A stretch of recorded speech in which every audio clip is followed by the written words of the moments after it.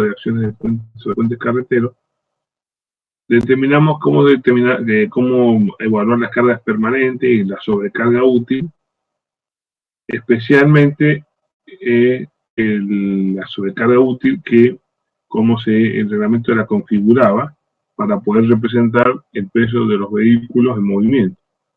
Y entonces lo primero que surgía era establecer la categoría del puente, a 30, 25 a 20, nosotros íbamos a elegir a 30 porque ya el reglamento es muy viejo y en general ya todas las cargas son más asimilables a 30, que significaba que 30 toneladas pesaba la aplanadora, que es el vehículo de diseño, de forma tal que para este caso 13 toneladas pesaba el rodillo delantero, 8,5 cada uno de los traseros, conformaban los 30, y había una sobrecarga multitud compacta, que era una sobrecarga uniformemente distribuida alrededor de las aplanadoras y una sobrecarga para las zonas de vereda no accesible a vehículos, y que con esto se tendrían que colocar esta es la aplanadora que era el vehículo de diseño, y que debía colocarse tantas aplanadoras paralelas, digamos, simultáneas, por cada faja de circulación, en donde cada faja de circulación era 3 metros. Por lo tanto, si teníamos 8 metros de fracción, se tomaban 2 fajas de circulación. A partir de los 9 hasta menos de 12 iban 3, y así iban tantas fajas de circulación. Y que había que aplicar un coeficiente de impacto en función del puente, no para la losa, sino para el puente en general, que era en función de la luz. Y eso es un poco lo que habían tratado de hacer ustedes. Entonces, ahora, la idea era que ustedes por lo menos habíamos elegido las vigas y habían podido establecer la sección transversal de forma tal de poder evaluar esas cargas. Entonces, ahora vamos a ver que, primero, con esas cargas permanentes que ustedes ya evaluaron, vamos a ver cómo se conforma en lo que se llama el tren de cargas para el análisis longitudinal del puente, y con ese tren de carga cómo se aplican a las líneas de influencia para poder obtener las solicitaciones máximas debido a que las cargas son móviles. Entonces, vamos a pasar a este esquema que está aquí. Ahí está indicado qué es lo que ustedes tendrían que croquisar de sus puentes, una planta del puente, en donde está diferenciada la zona de vereda, donde llamamos el ancho de vereda, sub B a cada ancho de la vereda, y el ancho de la calzada total. Esto sería las calzadas más la banquina, o sea, todo el ancho accesible a vehículos se llama ancho de calzada. Acá está esquemático, pero normalmente se toma como ancho de calzada la luz libre entre caras internas de las defensas vehiculares, ¿no? Y el resto se puede tomar veredas, o bueno, también puede uno tomar el ancho útil de la vereda, descontando la defensa y el cordoncito de la baranda, pero eso no tiene gran incidencia. Entonces, se entiende que el gráfico está, el ancho de la calzada no llega a 9 metros, por lo tanto hay que aplicar, no tiene menos de 9 metros, por lo tanto es de 2 fajas de circulación, y hay que aplicar 2 aplanadoras como están puestas ahí, ¿no? Siempre a la par, en el mismo sentido. Entonces, la forma de cargar el puente es con las cantidades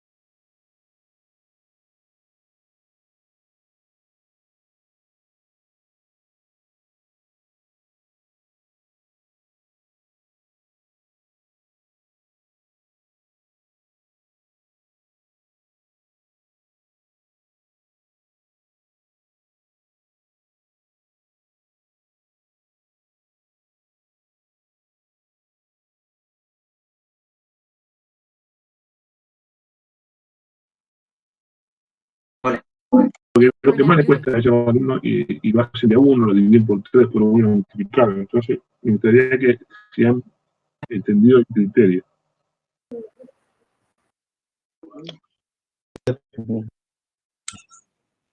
Sí, está muy claro, ingeniero.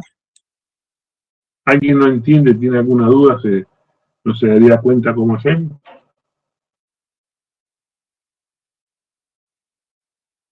No. Sí, alguno, ninguno. Bueno, sigo adelante entonces.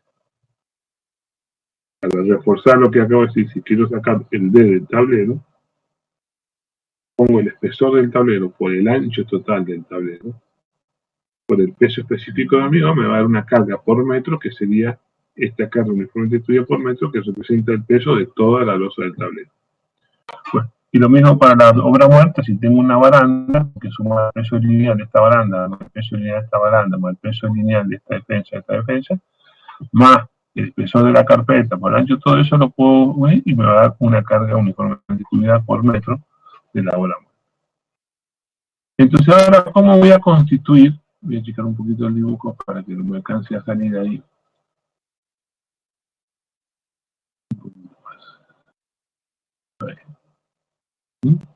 Fíjense, ¿cómo hago para armar? Para armar la carga móvil hay que armar lo que se llama un tren de carga que tiene esta configuración. Dos cargas puntuales que se corresponden con la carga del peso de los rodillos, porque son rodillos, por lo tanto es como si pudieran en un punto. P1 el delantero, P2 el trasero. Una carga distribuida que acá está al revés, la Q1 es la alta y la Q2 es la chiquita. ¿Sí? Al revés, está la designación, porque vamos a ver que después cuando la calculemos está al revés, así que tomen nota de esto. Y por lo tanto, ¿por qué surge Q1 y Q2? Porque fíjense, si yo tengo que hacer la intensidad de esta carga, que sería en esta sección, si yo corto la planta acá estoy cortando y estoy concentrando una franja de 1 metro acá, ¿no? Si puedo hacer un dibujo acá. ¿Me deja dibujar? Bueno, ya no lo encuentro acá, pero... Tomo 1 metro acá, entonces fíjense cómo concentro la carga. Bueno, va a ser el Q de la calzada por este ancho, más, bueno, 2 veces el Q de la vereda por este ancho. Entonces, tengo una carga distribuida que esta intensidad de carga recoge toda la carga que se encuentra acá. Cuando me encuentro en la zona de aplanadora, ¿qué pasa? Donde las aplanadoras se sombra no se coloca carga, multitud compacta. Por lo tanto, lo que recoge esta carga más pequeña es todo esto, pero deducido a los anchos de la aplanadora. En este caso 2, porque son 2, pues si tienen 3 o 4, lo que... Entonces, por lo tanto, dentro de la sombra aplanadora la carga está menguada, porque donde hay aplanadora no hay multitud, y fuera de ella está completa. A su vez, se colocan las cargas puntuales, no está en escala, pero esta distancia serían los 3 metros que hemos comentado, el 1,5 y el 1,5 que hemos visto acá. 3 metros, 1,5, 1,5. Me siguen hasta ahí. Entonces ahora, ¿cómo voy a calcular? Voy a volver a achicar un poquito, no sé si me queda muy chiquitito, me avisa, pero para que mantengamos la relación con el dibujo. Fíjense el P1, que sería el rodillo delantero. Y el coeficiente de impacto que expliqué que calculamos ahí por la luz del puente, 1,2, 1,25, 1,3, lo que le toque. Por el número de aplanadora, por el peso del rodillo delantero. Por ejemplo, si el coeficiente de impacto fuese 1,3, por decir, esta aplanadora sería 1,3 por 2 aplanadoras por 13 toneladas, que es el peso del rodillo delantero. Peso del rodillo delantero a 30, 13 toneladas. Pero, ¿cómo hacer? El coeficiente de impacto por el número de aplanadoras por 2 veces el peso del rodillo trasero. Por ejemplo, 1,3 por 2 por 2 rodillos por 8,5. Bien, porque el rodillo trasero, cada uno pesa 8,5. Es una cuenta elemental. Vamos con Q1 ahora. Como Q1, fíjense, agarra la zona esta que no tiene aplanadora, es phi, que es el coeficiente de impacto, por el ancho de la calzada por el Q de calzada, más 2 veces el ancho de vereda, si fuesen iguales, por el Q de vereda. Fíjense que la vereda no está impactada, pero sí la multitud compacta sobre la calzada. Entonces, este es el Q1. Por ejemplo, si fuese 1,3, podría ser 1,3 por el ancho de calzada, pongámosle 8,50 metros, por el Q de calzada, que son 0,6 toneladas por metro cuadrado, más 2 por 1,50, por ejemplo, por 0,4. Y el Q2 es más fácil sacarlo por diferencia. Va a ser el Q1 menos la sobrecarga que había en la sombra de las dos aplanadoras. Esto es, número de aplanadoras, ancho de aplanadora, por el Q de calzada por phi. O sea, que estoy haciendo a la anterior, le estoy restando este poquito que es lo que tengo que descontar por la presencia de la aplanadora. Y con eso he podido armar mi tren de carga. ¿Quién no ha entendido eso? O lo más que no ha entendido, tiene una duda, una pregunta, una inquietud.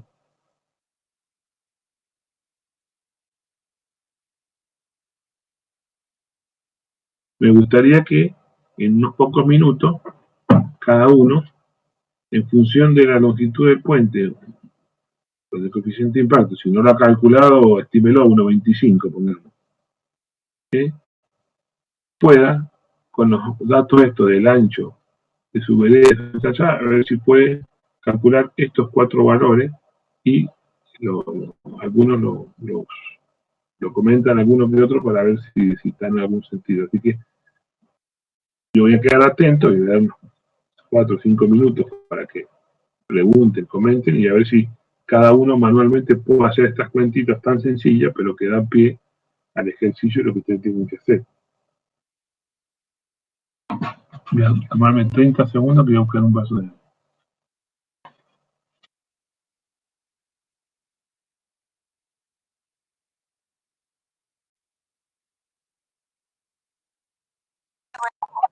Ingeniero,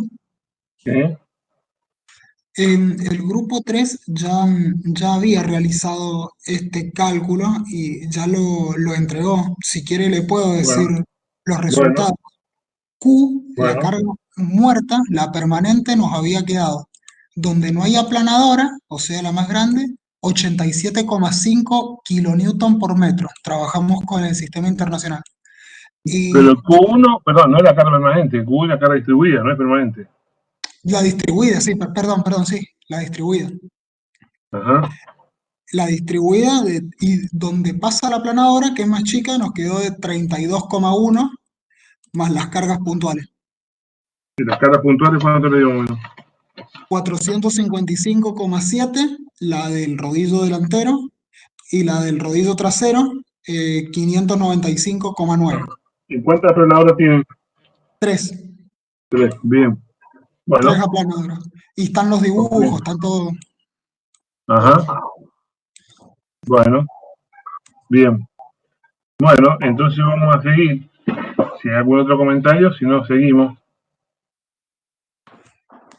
Entonces, fíjense ahora, tenemos ya el esquema de carga y el esquema estructural, ¿me entienden? Tenemos las acciones y tenemos el esquema estructural. Entonces ahora vamos a analizar cómo cómo se determinan las solicitaciones por momento flector.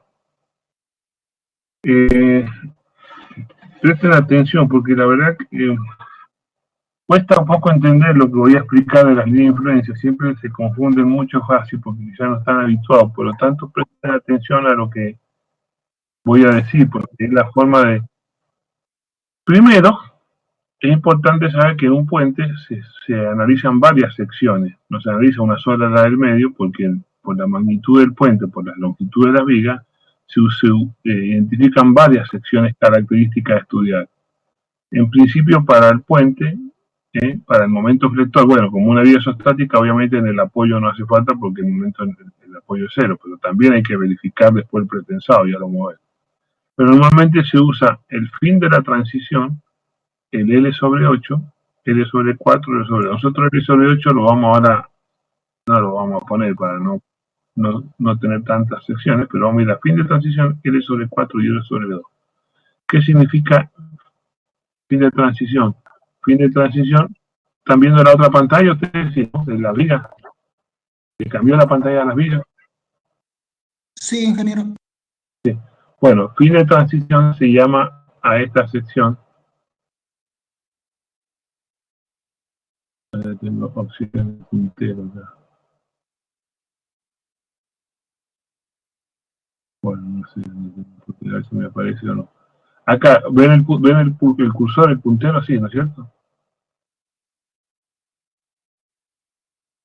Ahí, esa sección se llama fin de transición, que es donde la sección ya está completamente conformada como doble T y la que está más cerca del apoyo, ¿entienden? Porque ya para acá, si bien estamos más cerca del apoyo, estamos ya aumentando la sección. Entonces, esta para la flexión, esta es la sección característica. Entonces, para cada una de esas secciones que vamos a estudiar, tenemos que encontrar las solicitaciones por carga permanente y por carga viva o por carga de uso. Entonces, si vamos a analizar las cargas permanentes, está fácil porque yo pongo la carga permanente, identifico, puedo hacer acá un dibujo, no sé,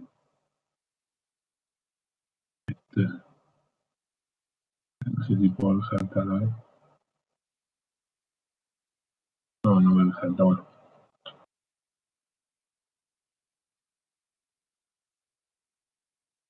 Entonces tengo que identificarla, cargo con la carga distribuida que quiero estudiar y saco el diagrama de momento flector sobre una viga y calculo y encuentro los esfuerzos característicos por momento flector para carga permanente en todas las secciones que me interesen, L sobre 2, L sobre 4, ¿sí? Para una sección genérica S, sería esto. Pero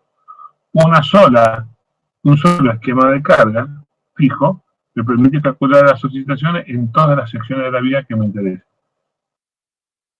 ¿Se entiende esto que acabo de decir? Parece obvio, porque es lo que viene haciendo, pero si yo tengo una sola posición de la carga, porque la carga es fija, es permanente, y con esa posición de la carga puedo encontrar las solicitaciones en todas las secciones que se me ocurran. ¿Está bien? Ingeniero, Sí. ¿podría repetir las secciones que vamos a analizar del puente? Nombró el fin de la transición y cuál otra. L sobre 4 y L sobre 2. Ah, perfecto. Gracias. Ahora veamos qué pasa para el tren de carga que es móvil ahora. Entonces tenemos que recurrir a la línea de influencia. Para la carga móvil hay que recurrir a la influencia que seguramente tan apasionados son de ella.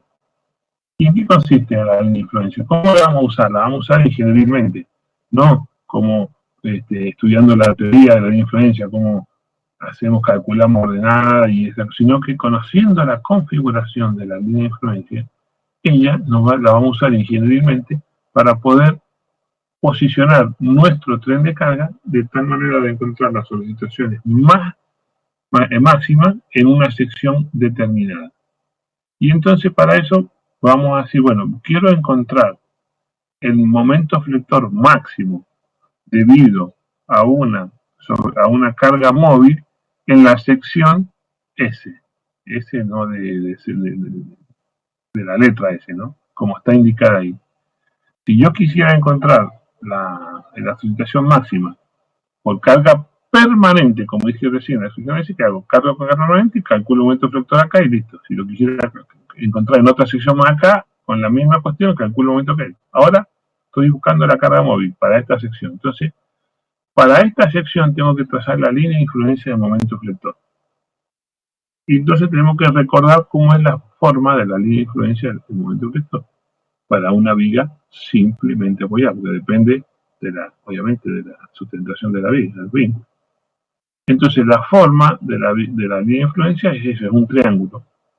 Si uno quisiera encontrar como un procedimiento, un método de encontrar línea de influencia, podría recurrir a lo que se llama el teorema de Land, que dice que si yo quiero encontrar la línea de influencia de momento flector en una viga, introduzco, como es momento flector, introduzco un dispositivo que filtra el momento flector como es una articulación y le doy un desplazamiento. O sea que si yo a la viga acá la articulo acá y le doy un desplazamiento, me da esta forma de la viga, y esta forma es la línea de influencia del momento flector en la sección de estudio. Entonces, si esta es la forma de la línea de influencia, ¿qué significa la línea de influencia? La línea de influencia significa que cada ordenada de la línea de influencia es proporcional al momento flector en la sección en estudio cuando la carga se encuentra sobre esa ordenada. Por ejemplo, voy a decir una cosa. Voy a hacer, si usted acá letra 1, esta letra acá, ¿no? Si yo tengo esta ordenada que está acá, es proporcional al momento flector en esta sección cuando una carga se posiciona acá. Si yo posiciono una carga acá, esta ordenada es proporcional al momento flector en esta sección cuando la carga está acá. Si yo pongo una carga acá, esta ordenada es proporcional al momento flector en esta sección cuando la carga está acá.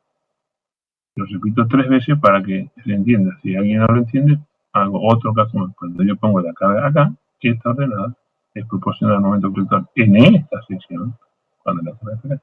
Siempre este diagrama sirve para una sola sección al estudio, por ejemplo, que es la que estoy estudiando. Entonces, si cada ordenada es proporcional al momento flector cuando la carga está sobre esa ordenada, está claro que el momento flector en esta sección será máximo cuando la carga está acá, porque es acá donde tiene máximo ordenada la línea de influencia. ¿Me siguen hasta ahí? Perfecto, ingeniero. Ingeniero. Sí, seguro. Le tomo la palabra, pero eso lo voy a decir en la consulta, no lo voy a volver a explicar en la consulta.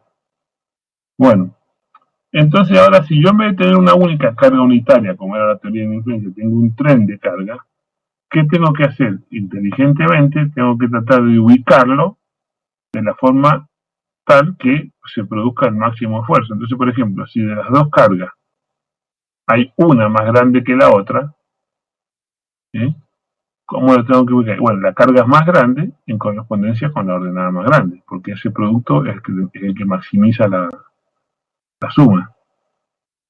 Y la carga más chica la podría poner como hasta a 3 metros, la podría poner de un lado o del otro. Pero ¿por qué la pongo de este lado? Porque fíjense, si para esta sección en estudio, si yo hago un equidistante para allá o para acá, esta ordenada es más chica que esta, porque la pendiente, el gradiente de esta rama es más chico. Entonces, esta ordenada es más grande, por eso pongo el P2, que es la más grande, acá, el P1 acá, y bueno, y el tren ya como está fijo, no lo puedo andar desplazando, como queda. O sea que lo que me tengo que prestar atención fundamentalmente son las cargas puntuales. ¿Siguen? Entonces, ¿qué tengo que hacer? Y ahora viene la clave del problema. Entonces, ¿cómo hago yo? Conocido esto, ¿qué tengo que hacer? Entonces, si yo agarro, conocido esto, con esta posición de carga resuelvo la viga. Acá tengo la viga con apoyito, resuelvo la viga. Le trazo el diagrama de momentos flectores para ese estado de carga y me da este diagrama, que puede ser un diagrama, pero puede ser, si uno habla en una computadora, te da un diagrama, una planilla de datos, lo que sea. Y entonces, de todo este diagrama, ¿qué es lo que me sirve? Me sirve solo el momento flector asociado a la sección para la que tracé la influencia, para eso. O sea que lo único que me interesa a mí ahora es este valor. De todo el diagrama, solo me sirve un solo valor que corresponde a la sección de estudio. Porque estoy estudiando S, que podríamos llamar S, podría decirse que sea la correspondiente, por ejemplo, a L sobre 4. Si yo quisiera calcular ahora el momento flector máximo por carga móvil para fin de transición, que sería una sección por acá, ¿sí? Tendría que trazar la línea de influencia para esta sección, que sería un triángulo que sería así y así. Si quisiera calcular la línea de influencia, el momento flector máximo para L sobre 2, tendría que trazar, tengo esta línea de influencia, porque es para esta sección. Por lo tanto, yo para las otras secciones lo que tengo que hacer es volver a trazar la línea de influencia, que no es andar haciendo cálculos, sino es un esquema, posicionar las cargas que corresponden. Por ejemplo, para esta línea punteada, que es esta sección que está acá, yo tendría que poner acá el P2, como está un poquito tirada para acá, pondría el P1 de este lado y resolvería la viga y encontraría, no este diagrama, otro diagrama, del cual saco solo un valor que se corresponde a esta ordenada, y así tengo que resolver tantas veces las vigas, porque tengo que disponer tantas veces la carga como secciones en estudio tenga.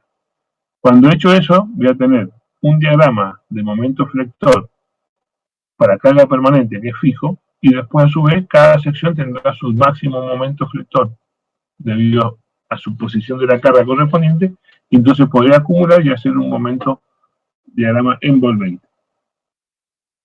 ¿Entendieron hasta ahí o no? Perfecto, ingeniero, muy claro. Sí, seguro. Bueno, Tendríamos un diagrama para carga permanente y 4 diagramas distintos para carga variable dependiendo de la sección en estudio.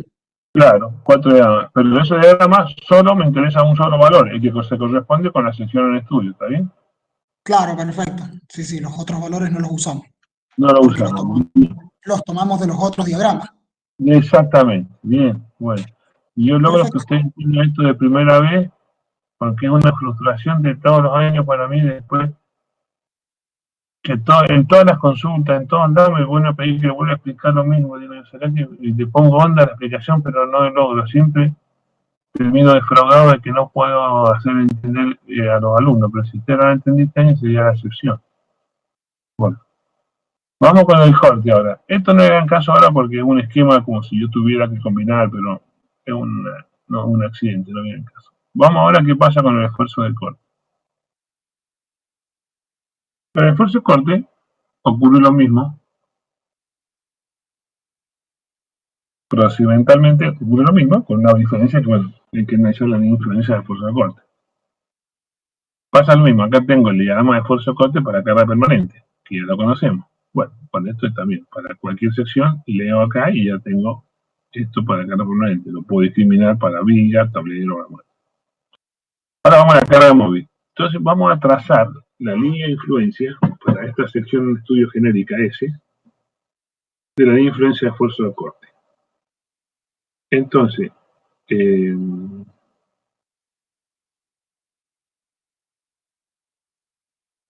¿cómo hago para trazar la línea de influencia de esfuerzo de corte? Fíjense, tengo que hacer, como dije en Telemalán, colocar en la viga un mecanismo que es como una biela con dos articulaciones que filtra el esfuerzo de corte y darle un desplazamiento relativo, de forma tal que, fíjense, hago eso y me queda esta configuración. Esta es la línea de influencia del esfuerzo cortante para esta sección de estudio. Obviamente, si la sección cambia, este salto se traslada, ¿no? ¿Está? Esta fue la escala. Y tendría que ser al revés, este más grandecito y este más chiquito, pero bueno, entiendan el concepto. No la intensidad del diagrama, sino la forma, que es lo que interesa. Ingeniero, Sí. ¿cómo sabemos qué lado es mayor que otro? Bueno, ahora lo que voy a explicar. Ah, bien, bien, Primero, perdón. la pregunta que hacer antes de eso es cómo saber qué signo tiene uno y otro. Esa es la pregunta primero. Entonces, para eso, a ver si puedo. Voy a abrir un poquito para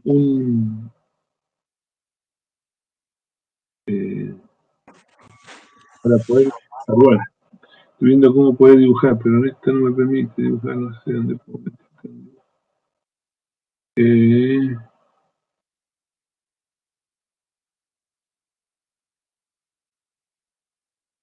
A ver.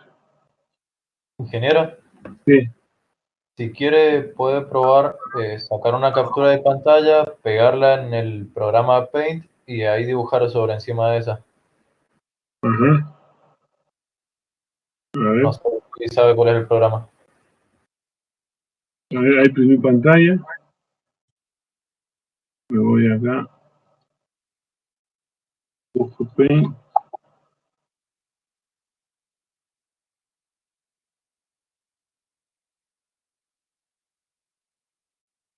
A ver si ahí voy. ¿Ahí lo ven? ¿Ven el paint ahí? Sí, lo dan. Sí, Bueno. sí, se ve. Entonces, fíjense. Veamos primero los signos. Y ahí se van a dar cuenta de momento. Supongamos que yo estoy estudiando esta sección, ¿no? Le pongo un poquito más de power al expresor. El lápiz, ¿dónde tengo el expresor del lápiz? Donde dice tamaño. Ah, acá, perdón, gracias. Ay, gracias. Digamos que esta es la sección de estudio, ¿no? Entonces ahora yo tengo una carga acá. ¿Estamos de acuerdo?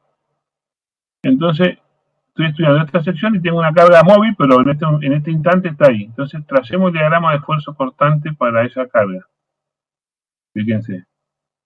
Esto sería la reacción, la fuerza, ¿sí? Así. Este es el diagrama de corte, ¿está bien? ¿Me siguen? Y acá, esta es la intensidad de la fuerza, ¿entienden? ¿Me siguen o no? Sí, Sí, ingeniero. Es el perfecto. diagrama de esfuerzo cortante para la carga azul. Es una carga, ahora una carga fija, la puse ahí, o sea, es móvil, pero la puse ahí y voy a analizar qué pasa cuando está ahí. O un poquito más allá, un poquito más acá. Entonces, si yo tengo esto, fíjense, este diagrama de esfuerzo de corte es positivo, ¿estamos de acuerdo?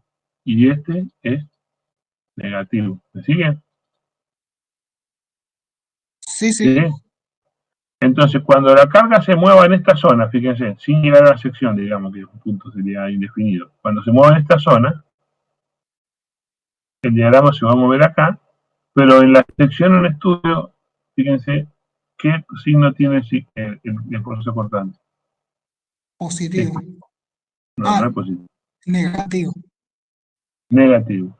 Mientras la carga esté de este lado de la sección, esto va a ser así, va a bajar acá, va a bajar acá, o va a bajar acá. Siempre va a ser negativo. Por lo tanto, por eso, este tramo de la línea de influencia tiene signo negativo. Y yo hiciera al revés ahora, pusiera una carga, pongámosle con otro color, acá. Buena la idea del paint. Y tengo acá, ¿cómo sería el diagrama de esfuerzo cortante? Sería así.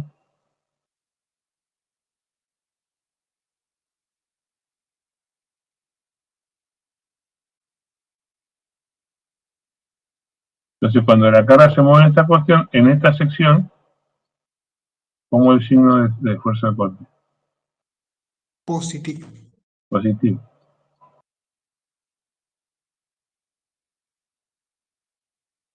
Entonces, cuando esta se mueve acá, el signo de entonces por eso la línea de influencia tiene signo positivo acá. ¿Entiende? Y si usted ve, el esfuerzo de corte cuando la sección está acá es más grande de este lado que acá, por lo tanto la línea de influencia tendría que ser, a ver si puedo borrar ahora, un poquito más grande la goma, cambiar el tamaño. No, en tamaño, como cambió el lápiz, cambia la goma con el mismo comando. Puede Listo. ponerle el más grande. Bueno, Si no, puede apretar Control Z hasta que se borre todo. bien, un experto maestro. Por eso decía yo que la línea de influencia que yo la dibujé ahí en su momento sin prestar atención, tendría que ser algo quizás más así. Pero no importa la forma, lo interesa si es la intensidad, el signo y la forma. Entonces, fíjense ahora,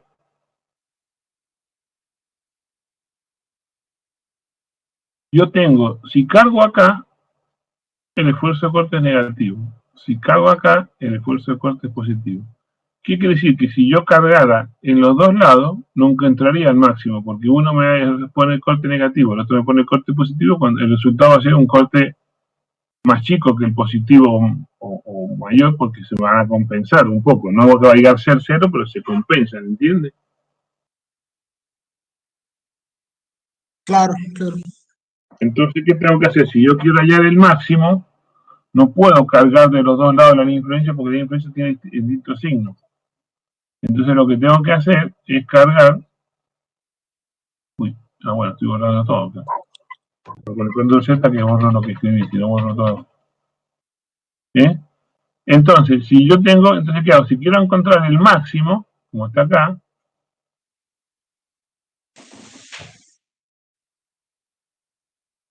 si quiero encontrar el máximo, como está acá, tengo que cargar la zona positiva. Tengo que cargar solo esta zona. Y por lo tanto coloco el tren así. Lo va a tener que recortar. Coloco con la máxima ordenada el P2, el P1 a continuación, bueno, y la carga distribuida que está asociada y acollarada, como un término gauchesco, a las cargas puntuales. Entonces, esta situación me lleva a encontrar el máximo corte positivo en la sección S. Y ahora quiero encontrar el mínimo, porque el corte ahora tiene doble signo, tengo que hacer lo inverso. Cargar esta zona, por lo tanto voy a colocar, lo voy a espejar el P2 acá, el P1 acá y la carga distribuida. Entonces, con esta encuentro el mínimo, pero no simultáneamente porque si no se me compensa. Entonces, de esta manera voy a tener un corte máximo y un corte mínimo. ¿Me siguen? Ingeniero, hace falta buscar o sea, si ya sabemos por el diagrama que, por ejemplo, el positivo va a ser mayor que el negativo en valor absoluto, ¿hace falta encontrar el negativo? Sí, porque usted, bueno, no sé si no lo va a ocupar posiblemente en este caso, porque la situación de la viga simplemente va a llevar, pero sí le va a permitir ahora, yo le voy a decir a usted si va a hacer otro puente, y ahora yo voy a decir dónde está la utilidad del negativo. ¿Sí? Ya se va a mostrar, pero voy a esto de minimizar. Entonces, fíjense, ahora yo voy a trazar la envolvente de corte por carga móvil. ¿Sí? Si yo esto lo repito para una sección más acá, ¿sí? ¿No? La línea de influencia, vamos a poner el color, va a ser algo así, ¿no? Perdón, ahí. Y acá lo mismo. Entonces, si yo ahora hago eso para un montón de secciones, resulta ser que el corte positivo, para cada sección, la envolvente de corte positivo toma esto. Y en forma simétrica, la envolvente del corte negativo toma esta forma. Esta es la envolvente del corte para la carga móvil, solamente. Y ahora, ¿me siguen? Sí. ¿Y ahora qué vamos a hacer? Lo hago gráficamente para entender conceptualmente. Después nosotros hacemos una tabla de valores, pero ustedes sería bueno que lo grafiquen para ver si los diagramas responden a la configuración que tienen que tener, ¿sí? O adaptando a cualquier cosa. Fíjense, ahora voy a sumar este diagrama más estos dos. ¿Entienden? Voy a sumar. ¿Sí? Voy a ir al Paint, que parece que está bueno. A la próxima lo voy a pegar ahí de entrada.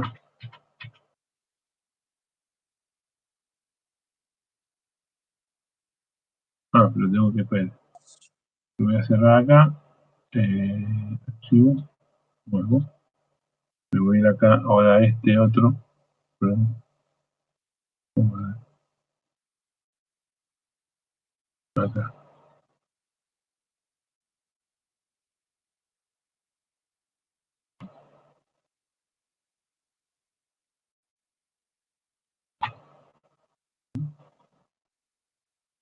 Estoy ahí. Entonces fíjense ahora. Voy a sumar este diagrama. Voy a poner el verdecito. ¿No? Con este otro. El rojo y el azul. Que siempre hace una buena combinación. El glorioso San Lorenzo de Almagro. El cual ustedes tienen que ser simpatizantes para poder aprobar esta materia. Los de boquenses no digan nada porque son los que son hijos nuestros y los odiamos, así que eso desaprueban siempre. Así que no digan que son hinchas de Boca porque corren ya con muchas más dificultades para aprobar. Bueno, entonces lo voy a sumar Fíjense, yo ahora voy acá. Para sumar voy a hacer una suma gráfica, pero es para explicar. Fíjense, este diagrama verde es el que estaría acá, miren. Lo tengo dibujado acá. Este está el verde.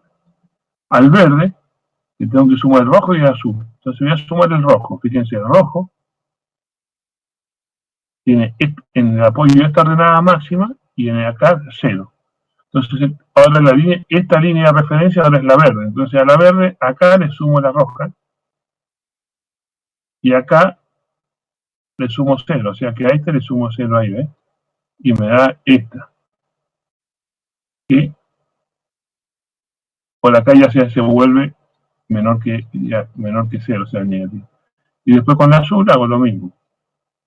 Esta la pongo acá. Esta que es 0, que la pongo acá. Y tengo, de forma tal que el diagrama ahora envolvente de permanente más sobrecarga tiene esta forma. Y fíjense que aparece. Aparece una zona central de reversión de corte. Fíjense que de acá para allá el corte por la suma permanente más sobrecarga siempre es positivo. De acá es negativo. Bueno, se puede invertir si la carga viene. Pero en el medio hay una zona de reversión, hay una parte que el envolvente es positivo y negativo. ¿Y eso qué significa? Ahí puedo escribir también. Si nosotros, ¿qué quiere decir esto? Que acá hay inversión de esfuerzo de corte. En el puente que nosotros vamos a hacer, que son vigas de hormigón armado con armadura de corte, con estribo, no hay problema porque los estribos van a ser verticales y no importa el sentido del esfuerzo de corte. Pero si ustedes ven, por ejemplo, estuviéramos haciendo un puente reticulado, por ejemplo, que tuviera esta forma, ¿no? Bueno, me sale bastante, a ver si me sale bien. Y yo digo, bueno, le voy a poner diagonales en tracción.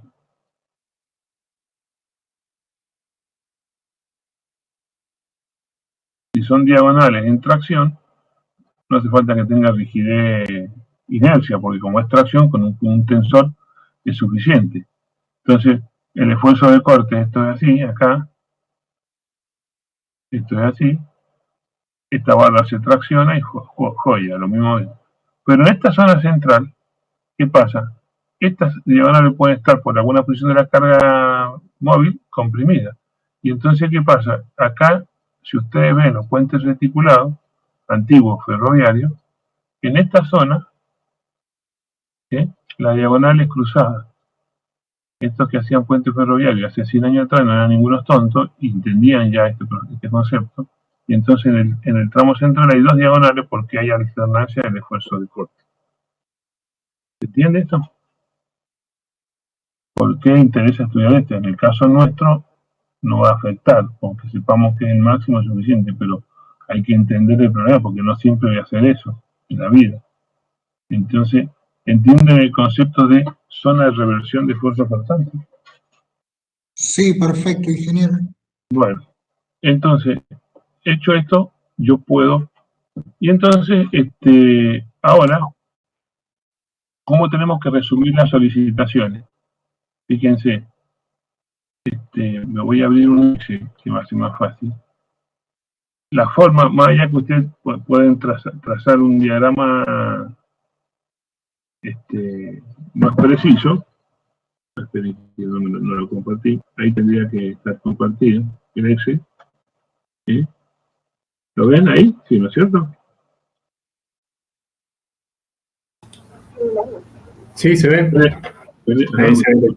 Sí, lo vamos a agrandar un poquito para que sea más fácil. Si lo que yo quiero poner, fíjense, lo que yo tengo que hacer ahora como en mi práctico, para que sea fácil de trabajar, resumir. Ustedes hagan a otro, pero resumir la información, yo acá tengo que poner el D de vigas, el D de tablero, el D de obra muerta y de sobrecarga.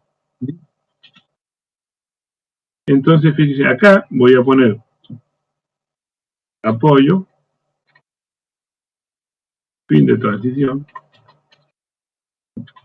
L sobre 4 y L sobre 2. Entonces yo acá tengo que poner los valores que corresponden. Esto, ya sabemos que son 0, ya le soluciono este problema. Y le también. Y usted acá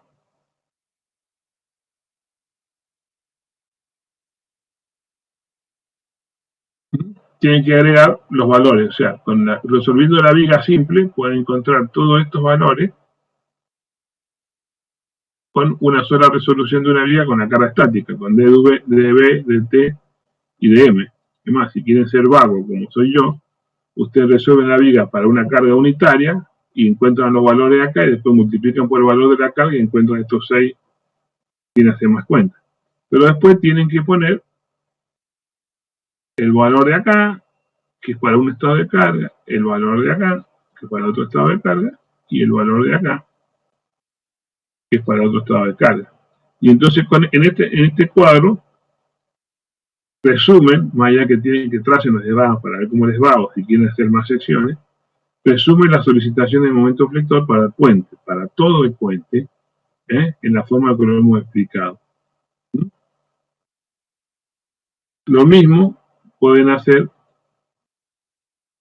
para esfuerzo de corte.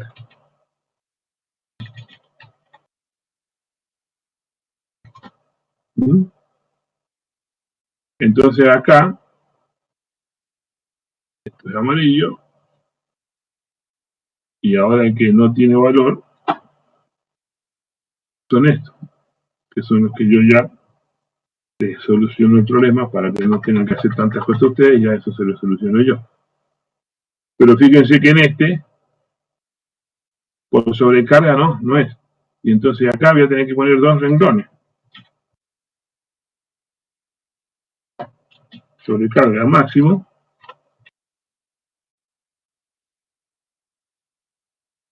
Máximo. Y sobrecarga mínimo. ¿Entienden? Y acá ya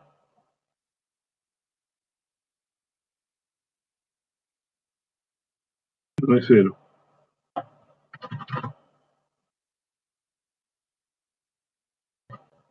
Perdón.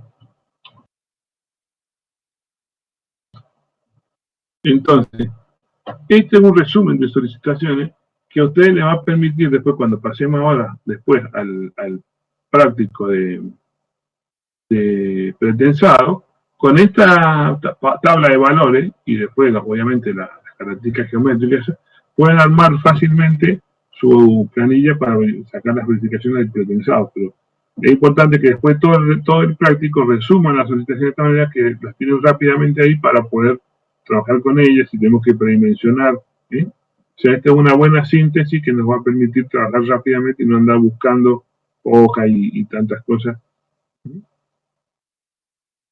Así que eso sería lo que tendríamos que hacer. Así que esto sería la herramienta para poder completar el práctico de puentes, que va a continuar con el de pretensado, pero esta sería la parte de solicitaciones que tenemos para hacer. En general, esta es la parte que normalmente se pide en los exámenes y en la que normalmente fracasan porque precisamente no logran entender el concepto de mi influencia, no logran trazar los diagramas de máximo y mínimo, no saben establecer los esquemas de carga. Entonces, bueno, presten atención que esta es la parte que normalmente es evaluada, porque bueno, en la sustancia, pueden saber la historia de los puentes, lo que quieran, ahora si no saben trazar estos diagramas, no van a poder aprobar, porque es el núcleo del tema. Así que bueno, ahora ya son las 4, vamos a descansar unos minutitos, hasta las 5:15, y luego vamos a empezar con la parte de pretensado. Así que, bueno, no sé si hay alguna pregunta, la vemos y la escucho, y si no, descansamos unos 15 minutitos. 4:15 arrancamos con el tema ya de pretensado para poder empezar.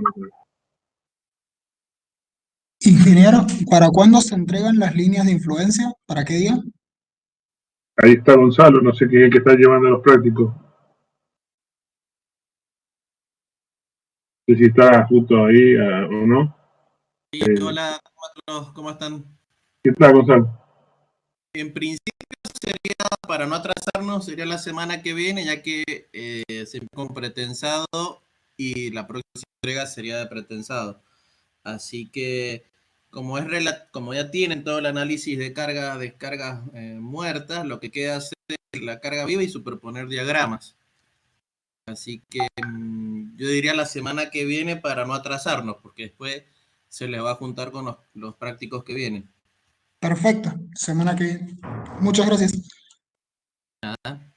Bueno, descansamos unos minutitos entonces.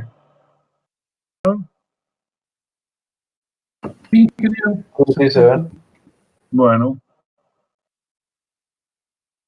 Entonces, vamos a, si bien la unidad se refiere a hormigón pretensado o hormigón precomprimido, vamos a comenzar explicando. Un segundo,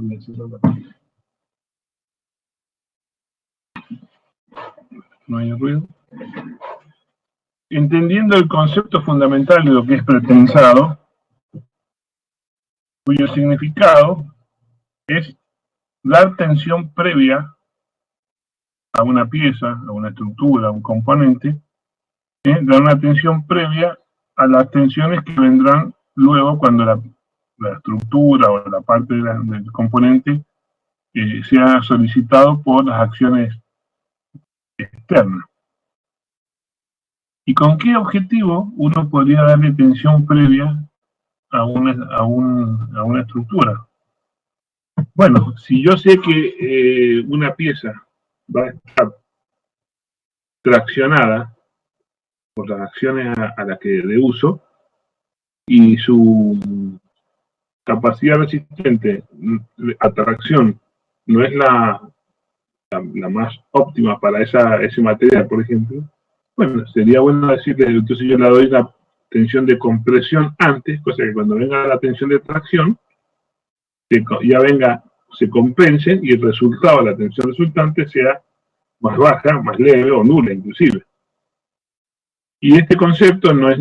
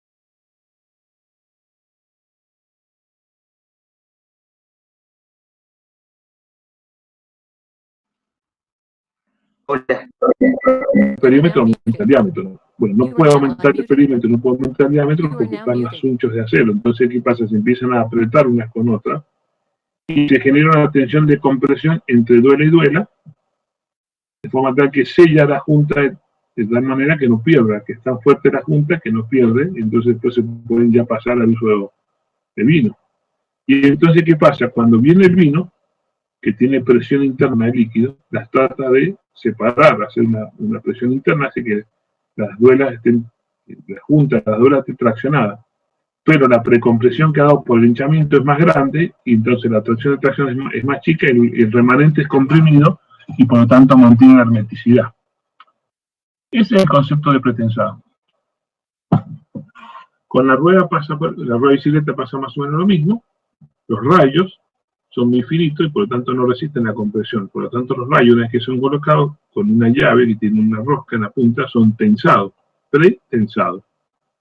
De forma tal, cuando tengan que trabajar y le hagan fuerza, por ejemplo, sobre la masa aquí hacia abajo, el peso de la bicicleta, del ciclista, Los de arriba se traccionan, pero los de abajo se comprimen. Pero ¿qué pasa? Los de abajo, como están pretraccionados, se comprimen de tal manera que siempre quedan traccionados y no se pandean. Y así tenemos dos ejemplos típicos de estructuras pretensadas. Es decir, se le da tensión previa a la estructura para que se compensen con las tensiones que vienen posterior. Entonces ahora ya vamos a ir un poco más a lo nuestro, que vamos a analizar una viga simplemente apoyada. Acá está como si fuese fijo de apoyo, pero no puede ser fijo de apoyo porque si no, no se podría precomprimir. Una viga simplemente apoyada con una carga puntual en el centro. Si analizamos la sección central, las tensiones elásticas, las tensiones que obtenemos por la teoría de la resistencia de materiales, las tensiones son de flexión y por lo tanto en el centro tenemos este diagrama de tensión lineal bitriangular y la resistencia de la viga está condicionada por la resistencia a tracción de la pieza, el hormigón, por ejemplo, en este caso, que es la tensión de rotura. Una vez que esa tensión se alcanza, si esto fuese, por ejemplo, el hormigón simple, la pieza no resiste más. Ahora, veamos qué pasa si ahora yo le coloco una carga puntual. Se le ha cambiado el nombre, pero es una cuestión de nomenclatura, pero lo combino con una carga de precompresión, o sea, de compresión, una carga P que la comprime, ¿no? Fíjense qué pasa ahora. La carga de compresión genera una tensión FC que es uniforme, porque es una compresión centrada. Y si yo le sumo ahora la tensión de tracción que produce la carga Q, de forma tal que yo le he dado a la P una intensidad tal que tenga el mismo valor que la que va a producir Q, y sumo los diagramas, resulta ser que arriba tengo el doble en compresión y abajo cero. Es decir, he logrado con la incorporación de una carga P que las tensiones de tracción no existan y las tensiones de compresión sean el doble que la anterior. Si el material es bueno para compresión, bueno, esto va bien porque la compresión aumenta el doble, pero tiene una resistencia y la tracción no la tiene y tiene cero. Pero fíjense qué pasa si ahora yo la carga P, en vez de hacerla centrada, la hago excéntrica, la pongo a 2/3 de la altura, o sea, a 1/3 del fondo, es decir, en el borde del núcleo central de hacia la sección. Eso hace de que la tensión ahora sea de este tipo triangular con valor 0, porque estoy justo en el borde del núcleo central de inercia. Entonces, esto vale 2Fc y esto vale 0, o sea que de forma tal que la tensión media sigue siendo Fc. Y ahora, como tengo dos así, antes tenía uno, pongo 2Q y fíjense, llego al mismo diagrama que recién. Pero ¿qué hemos logrado? Solamente aplicando la misma fuerza, pero ahora desplazándola, la viga resiste el doble que la vez que recién. Entonces empezamos a visualizar las ventajas que puede tener el precomprimir, el dar un pretensado, una tensión previa a una pieza.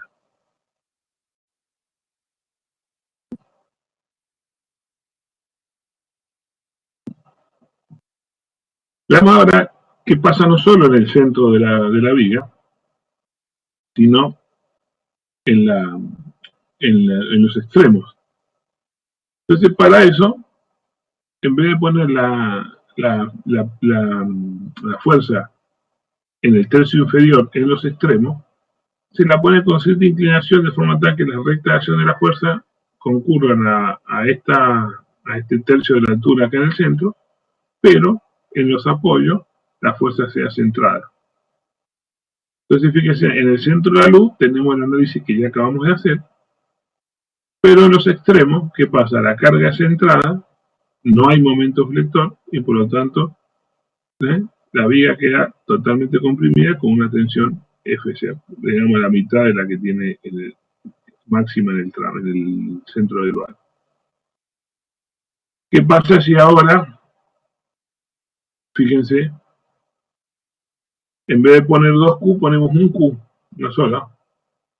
Para el mismo caso de recién, fíjense que llegamos, que hemos compensado y nos da una tensión uniforme, porque esta es la de de la carga del centro de la luz, esta es de la carga excéntrica, esta es la flexión, se hace constante. Y esta es constante. Fíjense, nos queda toda la pieza con una tensión de compresión uniformemente distribuida en toda la sección. Todo eso lo hemos logrado hacer a través de una fuerza de precompresión orientada adecuadamente, posicionada adecuadamente y de intensidad adecuada. Entonces, este es el juego del pretensado, a ver cómo puedo introducir esa fuerza de forma tal que encontrar la forma en donde compense la mayor cantidad de tensiones y llegue a un estado tensional lo más, podríamos decir, saludable posible para las piezas. ¿Se ha entendido hasta ahora o no? Perfecto, ingeniero. Bueno. Ahora vamos a ver la forma en que se puede entender esta fuerza de pretensado como si fuese una carga equivalente. O sea, en vez de decir, bueno, ¿cómo puedo reemplazar el esquema de la fuerza de pretensado por una carga equivalente, no solamente como la fuerza aplicada, sino el efecto que le hace a la pieza también? Fíjense, veamos este caso 1, el A, perdón, que ya hemos visto, y fíjense, yo tengo las fuerzas P con una cierta inclinación en el baricentro, por lo tanto la forma de representarlo es que P por el coseno, P por el seno son las fuerzas que va a aplicarse en los extremos. Pero si nosotros hacemos la estática elemental, sumatoria de la fuerza en X 0, sumatoria de la fuerza en Y 0, si hago sumatoria de la fuerza en X está fácil, es 0, porque esta se me anula con esta. Pero si hago la sumatoria de la fuerza en Y 0, no tengo 0. Esta y esta no. Pero aparece esta fuerza. ¿Por qué aparece esta fuerza? Esta fuerza aparece porque al aplicar esta fuerza P, la técnica de aplicación de esta fuerza P, no es que yo vengo de afuera y le pongo una fuerza P, sino lo que hago es colocar un cable, un tensor interior a la viga, que lo anclo en un borde, estiro, lo enclavo y suelto. De tal manera que ahora voy a hacer lo que me enseñaron, que voy a abrir el Paint.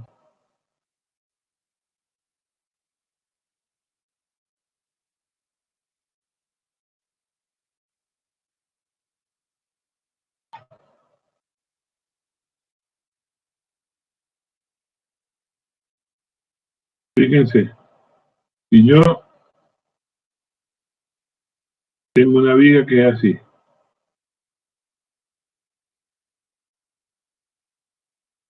y dejo y la sección es cuadrada, y le dejo cuando el hormigón un tubo en el centro.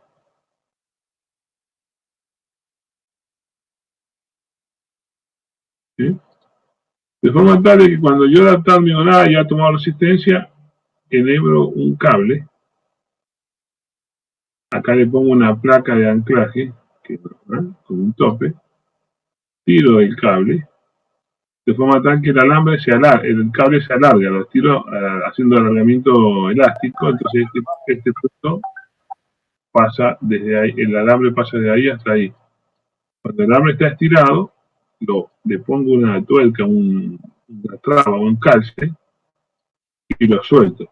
Cuando quiere volver, el cable no puede volver porque está enclavado y entonces ahí le introduce las fuerzas de compresión a la pieza. Entonces esto es equivalente a estas fuerzas de acá.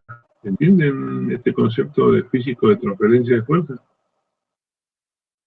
Entonces, el cable está tensado, en contracción. Pero las placas de anclaje que traccionan, están traccionadas, pero aprietan contra el hormigón está comprimido. Entonces, si ahora yo vuelvo a esto, yo que tengo que poner un cable aquí, estirarlo y anclarlo. Cuando yo lo estiro, para que después al anclarlo me traduzca la fuerza P, aparece esta fuerza hacia arriba, que es 2P seno de alfa, de forma tal que el sistema esté autoequilibrado. ¿Entiendes? El sistema está autoequilibrado. Es decir, el pretensado le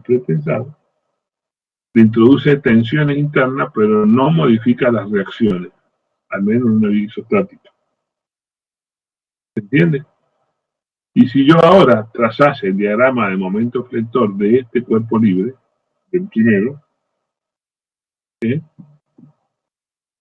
puede ver de que es un sistema de descompresión, pero el momento flector sería esta fuerza puntual con las reacciones, por lo tanto está dibujado al revés, está dibujado a la norteamericana, sería para arriba un diagrama triangular que es el diagrama de momento flector de una carga puntual en el centro. ¿Entendió esto?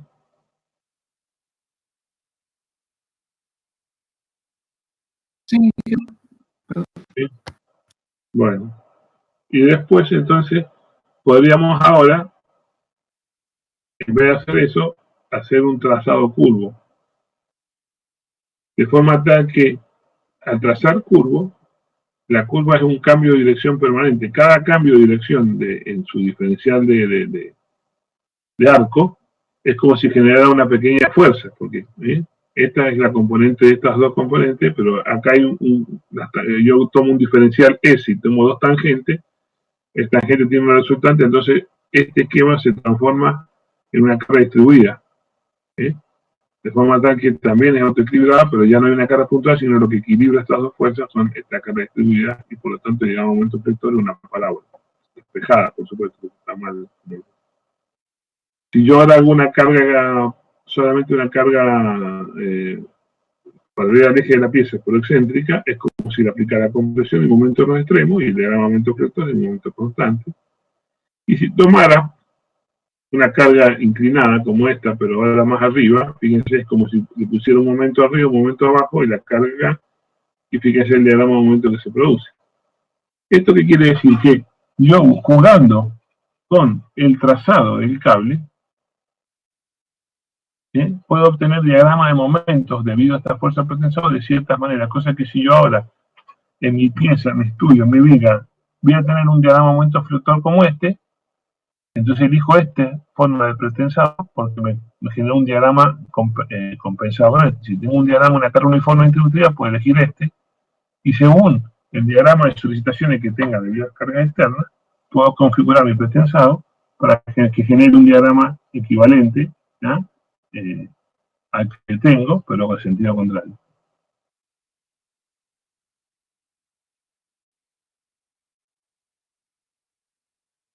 Y entonces, para poder identificar entonces el pretensado, identificamos entonces su trazado, su posición, y entonces tenemos que identificar dos aspectos. Uno, el centro de gravedad de la pieza, que la pieza, si es rectangular, tiene el centro de gravedad en el medio, y el otro, el centro de gravedad del acero pretensado, que está acá como ese, así. Y la distancia entre ellos se llama excentricidad. Excentricidad, entonces, es la distancia entre el resultante del acero de precompresión y el baricentro de la pieza. Y así, si la pieza tiene un trazado parabólico o variable, en cada sección yo puedo encontrar que tengo, como en el acero, la fuerza de tracción T y su equivalente de compresión en el hormigón, porque esa transferencia es biunívoca en todas las secciones. ¿Sí? Y si yo tengo la fuerza externa, entonces tendré la fuerza T y un diagrama que esta fuerza C compensa T más y simultáneamente lo que provoca P. Entonces, es un sistema también equilibrado. Y entonces podemos establecer que si el cable tiene una excentricidad, es decir, no está por el eje de la pieza, aparece un momento flector debido al pretensado que será, por supuesto, la carga P por la excentricidad. Bueno, ¿cuáles son las formas, ahora las técnicas de pretensado? Una forma sería que yo fabrique otras piezas grandes y le pusiera unos gatos ahí y lo introdujera. Entonces sería una forma de precomprimir, pero bueno, tendría que fabricar estos elementos. Un puente, bueno. Ese sería un conceptual.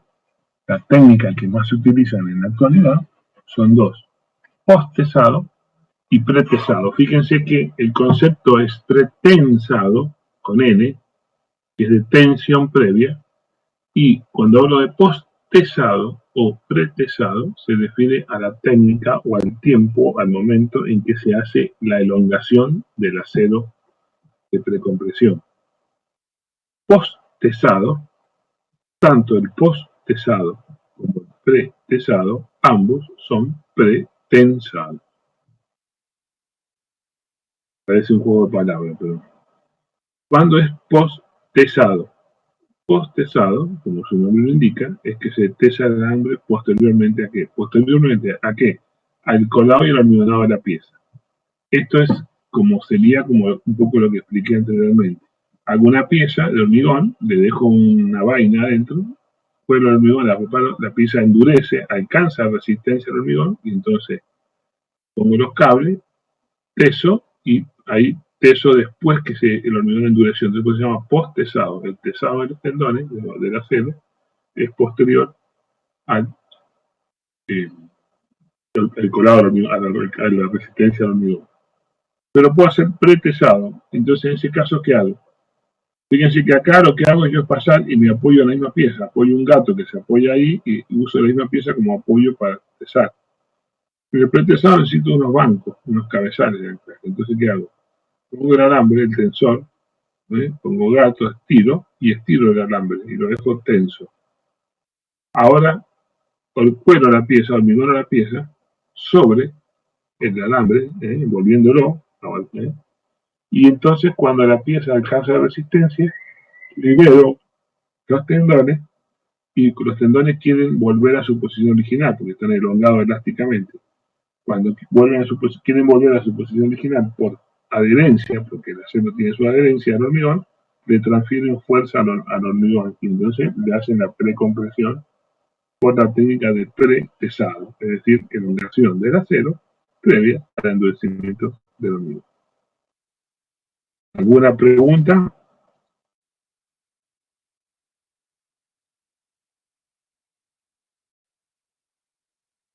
¿Ninguna?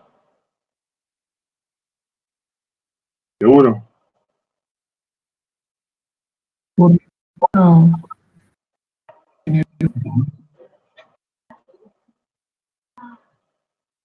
Bueno, veamos cómo se comportan piezas de hormigón sin armar, de hormigón armado, de hormigón pretensado. Fíjense, una pieza en tracción, pero esta es de hormigón simple. Bueno, está facilísimo. Arrancamos de acá, una vez que se alcanza la resistencia a tracción del hormigón, la pieza se parte y ahí se acaba todo. Si la pieza tiene hormigón armado, ¿qué pasa? Arranca la línea elásticamente hasta que se produce el cracking, es decir, que se vence la resistencia a tracción del hormigón, y después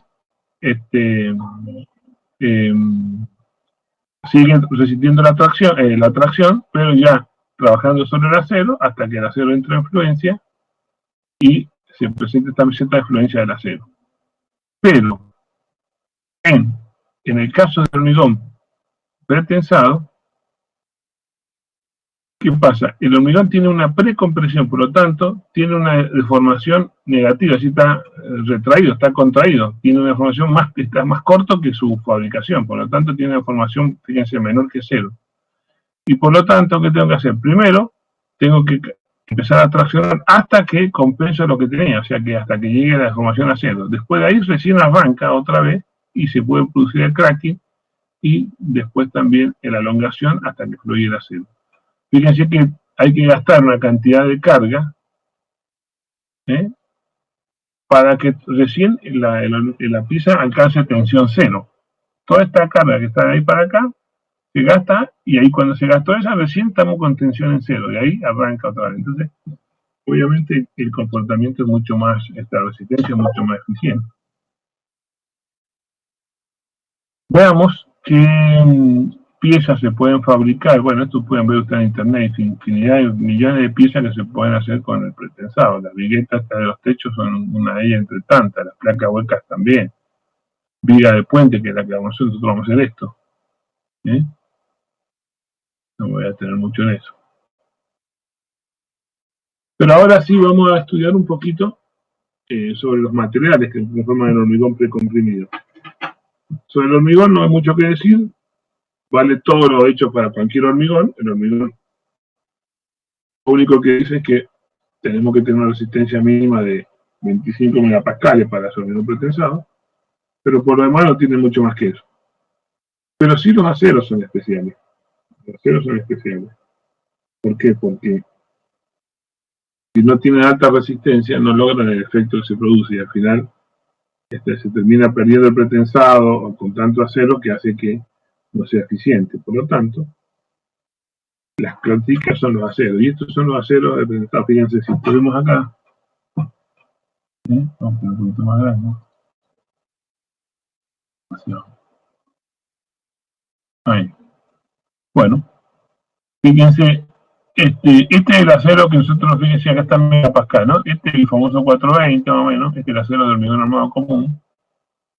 Este es un acero de alta resistencia que está en el orden de 800 megapascales. Este sería como el equivalente a los tornillos. Esto hizo 8.8, ese tipo de acero que tenemos de alta resistencia, de 800 megapascales. Y el acero de pretensado, que son de 7 hilos, miren dónde estamos, 1800 megapascales. 1800 megapascales. 420 de hormigón armado, este tiene 1800, casi 5 veces más. Casi 5, no 10. Entonces, ¿qué pasa? Obviamente es un acero de alta resistencia y prácticamente no tiene fluencia, si ustedes saben, ¿no? No tiene fluencia. Por lo tanto, se define una fluencia convencional. Fíjense que otra cosa importante es que todos los aceros, esto lo tiene que tener grabado a fuego, porque el que se equivoca en esto queda excluido en una mesa de examen, está muerto. Que todos los aceros, por más que tengan distintas características, todos comparten el mismo módulo de elasticidad longitudinal. ¿Sí? Todos los aceros tienen el mismo módulo de elasticidad longitudinal, se diferencian en la fluencia y en la resistencia, pero no en el E. Bueno, acá están unas características de algunos alambres que tienen qué resistencia tienen de fluencia, de tracción y fluencia, donde es para esto se define como para la deformación del 1%, ¿no? Estos son los folletos de Acinda. Estos son, fíjense, tendoncitos, son trenzas de 2 por 2,25 milímetros de diámetro. El dibujo está mal, la foto es de otro cosa y después están. Estos son las trencitas que se usan para las viguetas. Y estos son los cordones que se usan para el pretensado. 9 milímetros y medio, media pulgada, o sea, 3 octavos, media pulgada, 5 octavos. Y estas son las características. Y acá está lo que se llama la relajación. La relajación es una propiedad o característica que tienen los aceros de perder tensión a deformación constante. Es decir, si yo agarro un acero y lo elongo a una cierta tensión de trabajo y lo dejo enclavado ahí, a las 1000 horas, 10.000 horas, el acero ha perdido tensión, a pesar de que estaba de deformación constante. Ha habido un reacomodamiento molecular que hace que pierda tensión. Ese fenómeno se llama fluencia lenta. Perdón, relajación, disculpe. Se llama relajación del acero. Y entonces, estos aceros tienen que ser de baja relajación para evitar este problema de perder tensiones. Y acá están las relajaciones. A 1000 horas, si tenso al 60% de la carga de rotura, tengo un 1%. Si tenso al 70%, en 2,5. Si tenso al 80% de la carga de rotura, tiene un 3,5% de relajación. Es decir, si lo pongo al 80%, que sea, pongámosle 1600 megapascales, a las 1000 horas, eso es el 3%, sería 1600 por 0.70,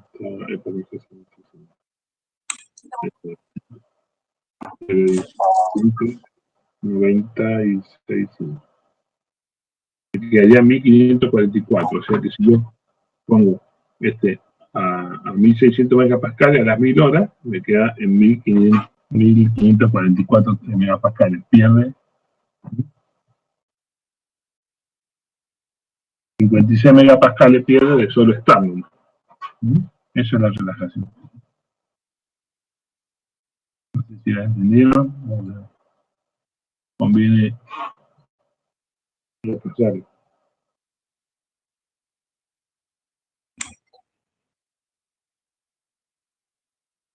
Estas son las características para la tabla de hormigón. Fíjense que para pretensado, la calidad mínima es 25.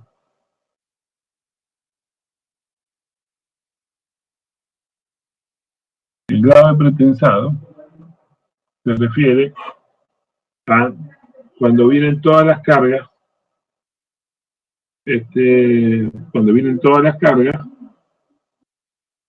y tengo yo el pretensado, el grado de pretensado se refiere a qué tensión de tracción me queda remanente en la pieza. Si no me quedara ninguna tensión de tracción, me quedara toda la pieza comprimida, aunque sea la última fibra con un poquito, se dice que el pretensado es total. Si en alguna fibra se alcanza a pasar de compresión a tracción pequeña, aunque sea pequeña, se llama pretensado limitado, ¿no? Y entonces, el CIRSOC define 3 clases de pretensado: clase U, T o C, que sería U, sería como de no fisurado, anclaje, sería no fisurado, transición, y cracker, que es fisurado. Entonces, nosotros vamos a tratar de entrar siempre en clase U, clase T, es decir, que nunca nuestras tensiones de tracción excedan la raíz de F'(C). De manera tal que si no exceden, y lo mantenemos en este límite, los parámetros de la sección que hay que utilizar para hacer los cálculos son los parámetros de la sección bruta. Si yo caigo en esta zona, lo que tengo que hacer es usar los parámetros de la sección de inercia, el módulo resistente del área, fisurado, efectivo. Yo tengo que calcular qué diagrama de tensión tiene y ir ajustando los parámetros mecánicos de la sección en función del nivel de tracción. Bueno, ¿se entiende hasta ahí o no? Perfecto, ingeniero. ¿Alguna pregunta, algún comentario? Voy a buscar un poco más de agua. Voy a buscar un poco más de agua.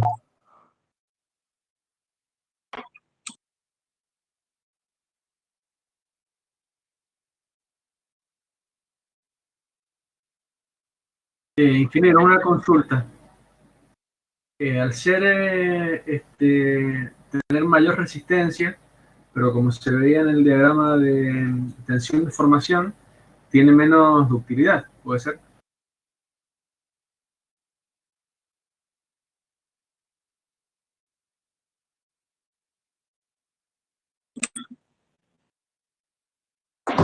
Creo que dijo que se fue, ya va a volver.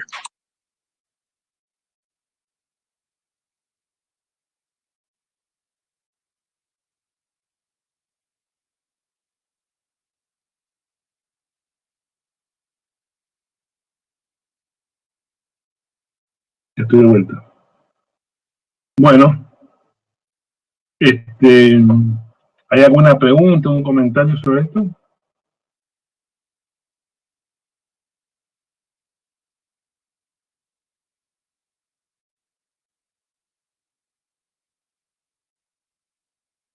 Seguimos entonces.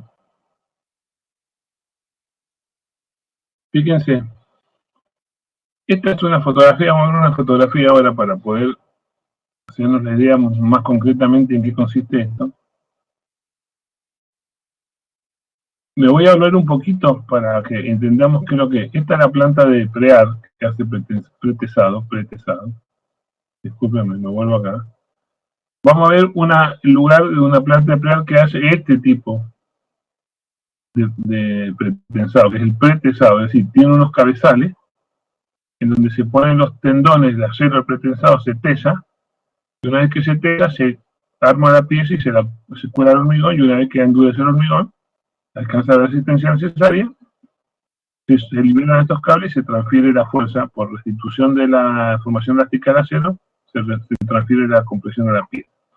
Entonces lo que nosotros, esa foto que yo le he mostrado ahora, es como si una persona se parara acá y mirara para allá, o sea, se para con la espalda puesta a la pieza y con los ojos mirando hacia el cabezal.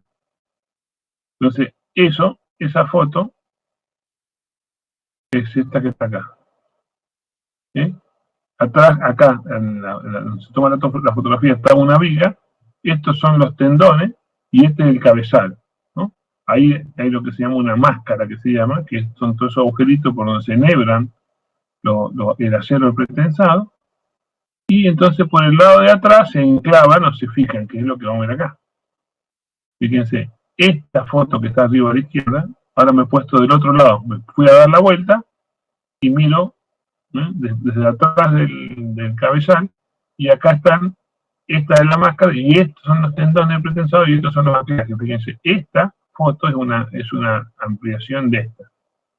Estos son los cables pretensados y estos son los conos, son unos cilindros cónicos con unas cuñas, de forma tal que el gato se apoya acá en esta máscara, tira el cable y cuando una vez que lo estiró, le pone estas cuñitas, entonces las cuñas son estriadas, cuando se quiere volver el tendón, autoenclava la cuña y no se vuelve, entonces quedan tensados. Esto sería la vista, allá atrás se alcanza a ver una viga, doble T, como la que ustedes van a proyectar, en donde llegan los cables. Ahora, me vuelvo otra vez un poquito para atrás para que lo ubiquemos. La primera foto la miraba de acá a acá, la segunda la estoy mirando de acá para acá, la parte de atrás, y ahora voy a mirar dos fotos que estoy parado acá y miro la pieza.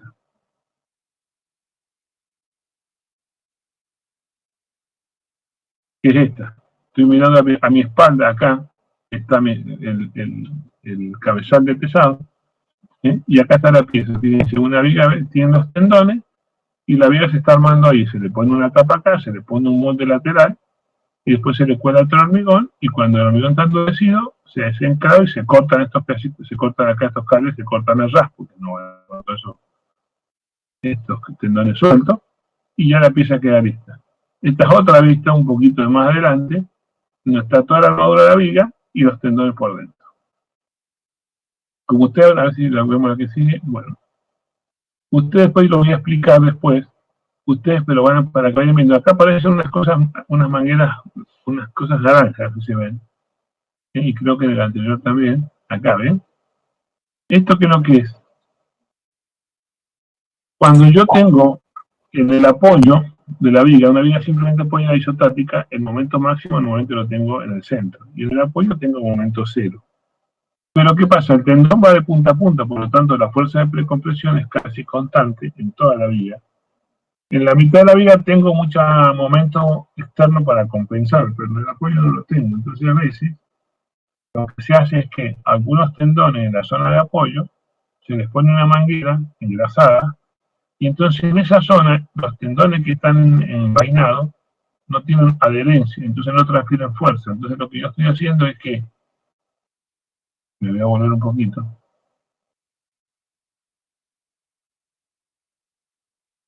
acá yo tengo este tendón que tiene la fuerza P constante.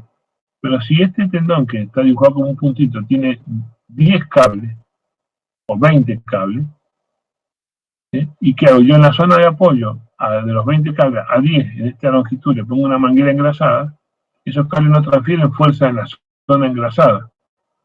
Entonces, ¿qué pasa? Tengo de acá hasta acá 20 cables y acá solo 10. Lo que estoy haciendo es como que hacer una fuerza variable a lo largo de la viga para que acá donde no tengo un momento flector no se me excedan las tensiones y acá donde tengo mucho momento flector esté al máximo el tendón. Entonces, para eso son esas mangueritas naranjas que estamos viendo ahí. Estas son vigas postesadas, fíjense. La viga ya fue fabricada, después se le pusieron estos cables y esas placas de anclaje, entonces ahora se toman con unos gatos portátiles, los tendones se estiran y se enclavan, pero hecho esto después. La viga ya tenía unas vainas y esos cables se enhebraron después. En realidad se pone antes, pero se tesa después. Eso sería posttesado. Los posttesados necesitan anclajes. O sea, yo puedo poner, me vuelvo un poquito. Esto, fíjense, puedo poner, estas son las placas de anclaje donde se tesa el elemento. Pero no hace falta que lo ponga a los dos lados. Allá en la punta lo puedo anclar en el hormigón y acá puedo poner la placa. Y así es que se genera lo que se llama un anclaje activo, donde yo puedo tirar y un anclaje pasivo con donde está anclado. Para el anclaje pasivo y el anclaje activo hay distintas alternativas. Estos son anclaje activo y estos son anclajes pasivos. Anclaje pasivo, esto es un anclaje pasivo que es un extremo de una viga en donde hay unos tendones, no se alcanzan a ver acá, que hacen unos bucles y están todos dentro de una jaula de armadura que se llena y después estos cables se introducen en una vaina como acá, donde se le hace un sellado para que no entre el hormigón y entonces después por ahí van los cables y se dan hasta un anclaje activo. Bueno, ¿cómo estamos ahí? Ingeniero, ¿podría repetir la diferencia entre anclaje activo y pasivo? Sí. Fíjense acá, yo voy a hacer un dibujito. Pero me voy a ir acá directamente a un nuevo.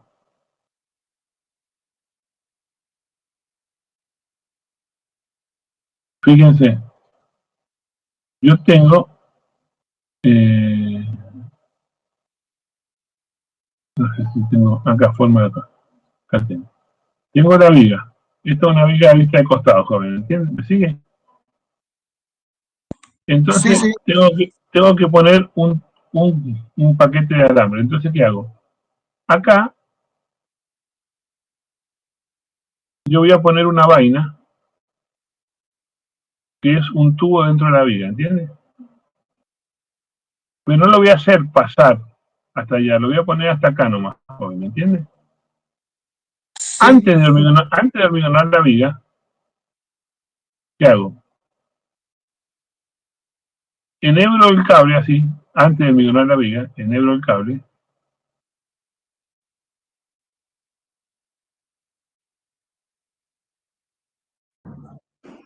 ¿Por qué no me deja hacer una?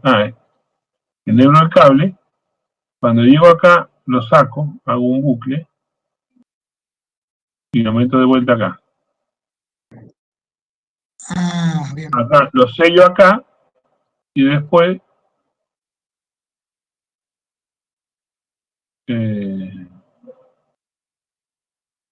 bueno, pincel. Aunque no sea.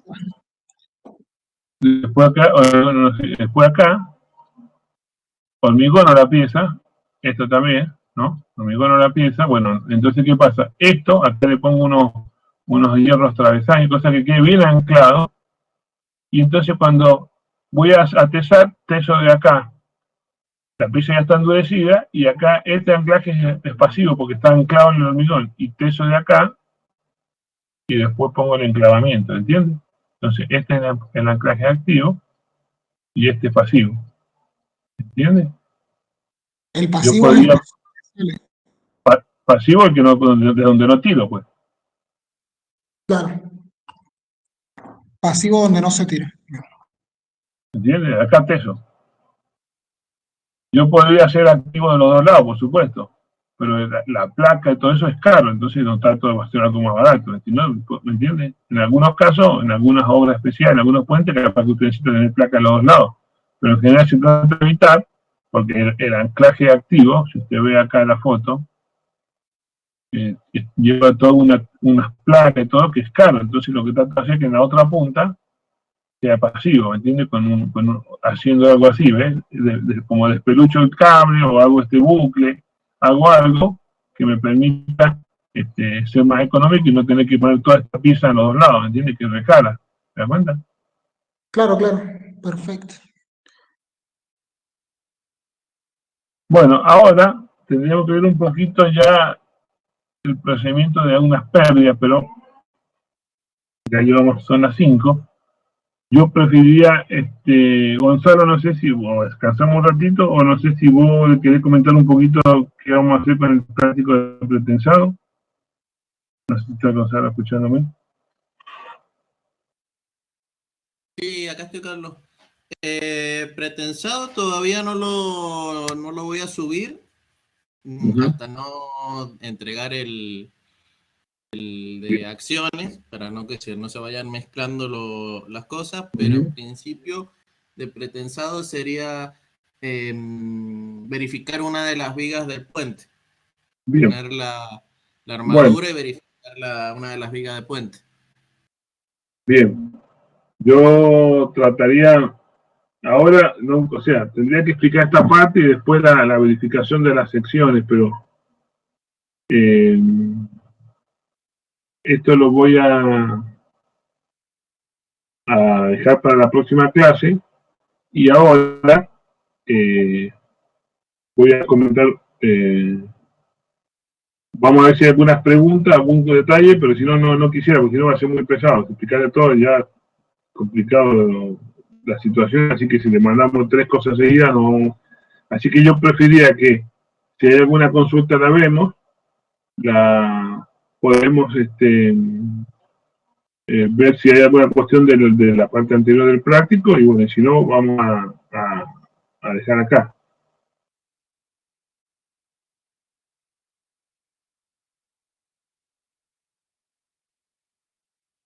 Ingeniero, ¿este Power se va a subir a la página? Sí, te lo tengo que subir. Ahora lo voy a subir. Lo que podríamos ir si quieren haciendo para ganar tiempo es lo siguiente. A ver, me voy a ver.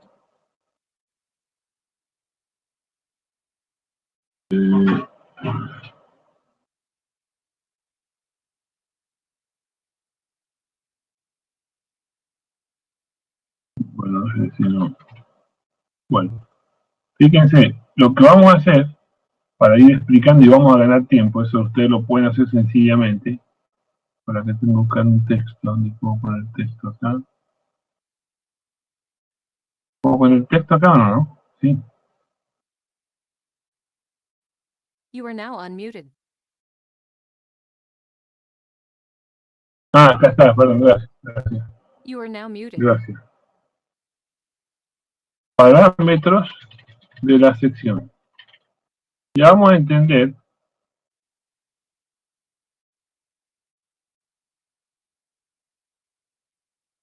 para qué hacemos, pero fíjense, yo voy a tratar de esquematizar una sección de puente. Supongamos que esta es la losa del tablero, y obviamente voy a dibujar vigas como si fuesen rectangulares, ¿no?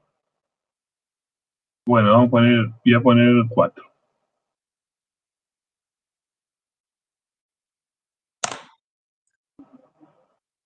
Porque ahí, ¿no? Es más, la voy a hacer, si quieren, vamos a hacer doble T.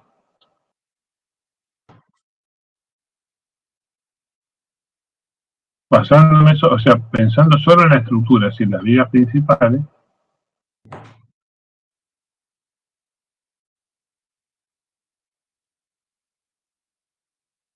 ¿Sí? Entonces, yo tengo que, el pretensado, ya lo vamos a explicar en detalle, se hacen verificaciones de flexión en estado de servicio, con tensión admisible, y una verificación en estado por resistencia, en estado límite último, para flexión. Entonces, ¿qué pasa? Si yo estoy conectado, el hormigón pretensado, como está precomprimido y normalmente el nivel de tracción es muy bajo, el hormigón se comporta prácticamente elástico. Entonces, ¿qué quiere decir? Que la verificación la tenemos que hacer en estado de servicio, es decir, en un comportamiento elástico. Por lo tanto, usamos las ecuaciones de la resistencia de materiales. De materiales. Esas son las ecuaciones que vamos a usar. Si ustedes ven, yo voy a tener una sección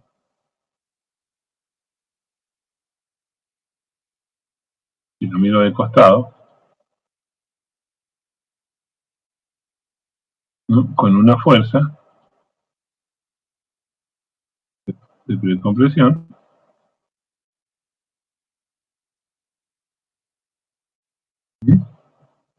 Entonces, ¿cuáles son las ecuaciones que yo voy a usar?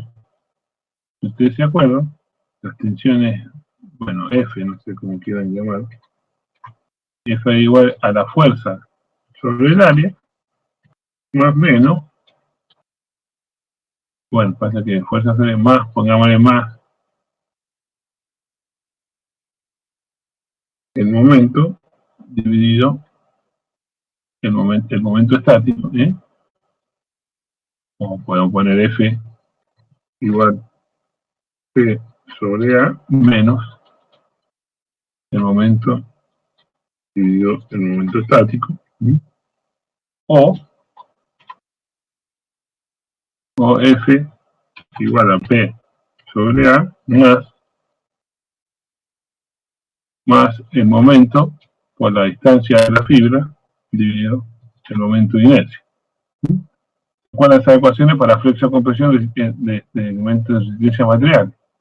Por lo tanto, es flexo-compresión, por lo tanto, nosotros lo que tenemos que hacer es encontrar los parámetros de área, momento de inercia, módulo resistente,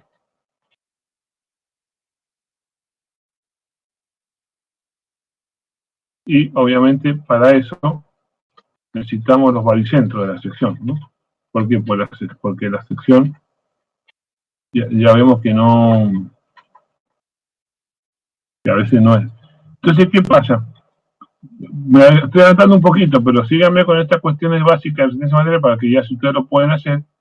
Entonces, fíjense cómo el puente, y eso es lo que vamos a explicar en detalle en la próxima clase, no se construye en una unidad completa. Ya hemos dicho que las vigas se prefabrican, se llevan al lugar y después se cuela la losa sobre ellas. Por lo tanto, hay una etapa de la historia del puente en donde las vigas están solas, tensadas, y después van llegando las cargas. Por lo tanto, y después cuando se hormigona la losa y se establece, y hay armadura de conexión específica entre la viga y la losa, una vez que la losa endurece, ahora la sección resistente es compuesta, todas las losas más las vigas. Hasta tanto no endurezca la losa, la sección resistente son solo las vigas. ¿No? Perfecto, ingeniero. Entonces, de tal manera que yo tengo que calcular estas características de la pieza de esto, pero para dos circunstancias, para las vigas solas y para el conjunto. Así, yo voy a tener dos cosas, vigas, bueno, perdón, perdón.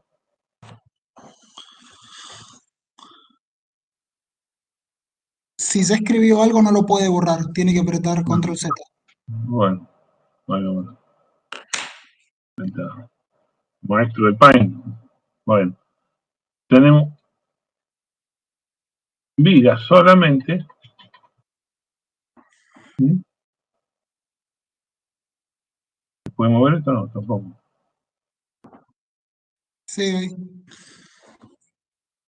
No, bueno. No seamos tan exigentes. Y vigas más losa.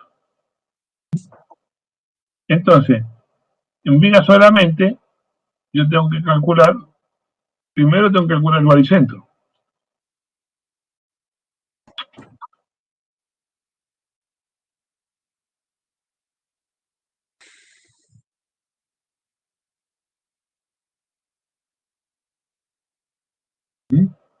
Y obviamente, si lo hago de una sola viga, es lo mismo, porque son todas iguales. O sea que como voy a analizar esta dirección, como voy a analizar esta dirección,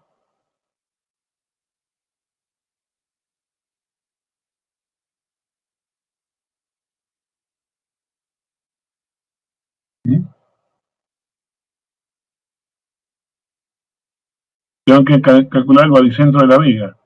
Y después tengo que calcular el área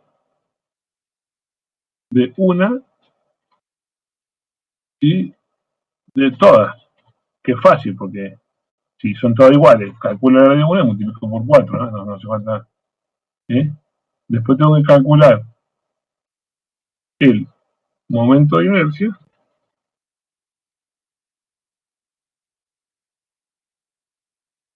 de una y de todas, que vuelve a ser fácil. ¿Por qué? Porque el momento inercia respecto del eje baricéntrico de la viga esta es 1, y como están las vigas en paralelo lateral, el momento inercia es multiplicado por 4. Distinto es si fuese una viga arriba de la otra respecto de este eje, ¿entiendes? Y después... Ingeniero, Sí. una consulta. ¿Se usa el método de la sección transformada para considerar el acero?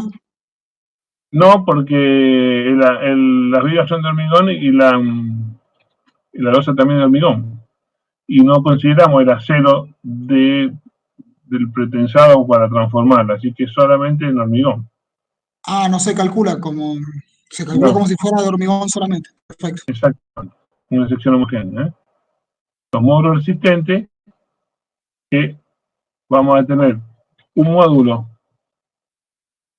bueno, faltó la superior y uno inferior. ¿Por qué?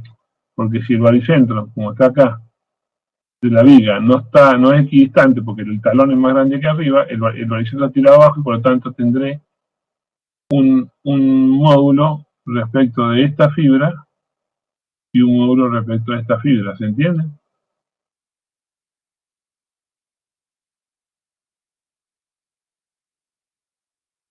Sí, ¿Se sí, entiende perfecto. eso? ¿Sí? Respecto a esta fibra y respecto a esta. ¿Se entiende? Y después, cuando hago la losa más tablero, ¿qué va a pasar? Yo ahora hago toda esta sección unificada y yo, a ver si puedo hacer un color amarillo. Oh, qué bueno que está esto.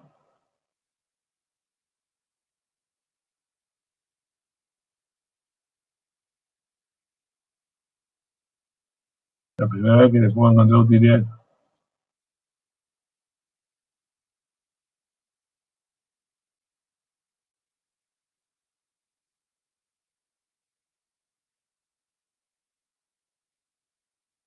Ahora la sección.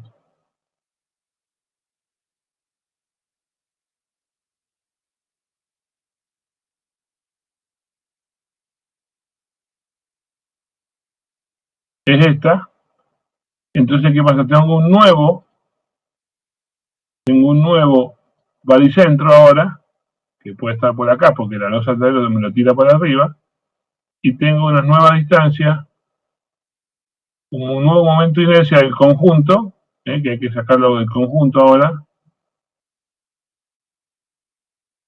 y obviamente tengo ahora nuevos momentos resistentes, que tengo que hacer ahora 3 módulos resistentes, a la fibra superior, a la fibra inferior, y tengo que hacer una extra a la fibra donde se une la viga con la losa, porque ese es un punto donde la viga estaba de antes y la losa viene ahora, por lo tanto necesitamos esos 3 módulos resistentes.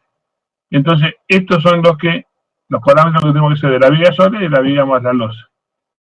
Con estos parámetros vamos a encarar la clase que viene el análisis tensional de una viga compuesta de hormigón pretensado, que es uno de los temas clásicos que se toman en los exámenes. Son uno de los 250 temas clásicos que se toman en los exámenes, pero este es uno. Así que es importante que lo entiendan, lo puedan aprender. Así que sería eso el concepto. Yo dejaría acá porque, bueno, es bastante cansador estar explicando esto y estar escuchando también, así que yo dejaría acá. Si hay alguna pregunta, sería bueno si ustedes ensayan hacer esto, porque seguramente se van a encontrar con dificultades. Si ustedes lo ensayan a hacer y la clase que viene me preguntan, entonces seguramente ya lo podrán resolver y podrán cerrar el práctico rápidamente. Si no, después van a tener más dificultades porque siempre se encuentran con los mismos problemas que no es tan fácil a veces abordarlo. Bueno, eso sería. No sé si hay alguna pregunta, ahora sí podemos estar para escucharlo, para las preguntas, las dudas, lo que ustedes necesiten. Ingeniero, usted dijo que la losa no se arma, es de hormigón simple.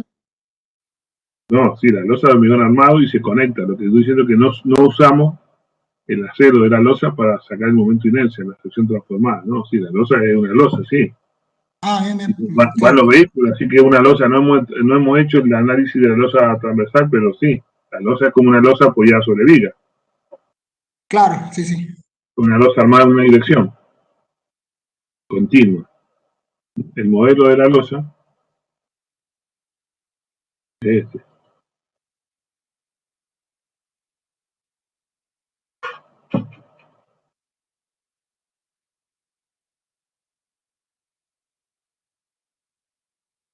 Este es el modelo estructural de la losa. Y tiene cargas permanentes. Uy, me fui al triángulo. Y tiene cargas permanentes. Y después también tiene cargas de la aplanadora, que ahora la vemos de frente, ¿entiendes? Rodillo delantero, trasero, rodillo trasero. Y después tiene si quiere también, tiene unas carguitas de acá, que son las barandas. Ese es el esquema de la losa.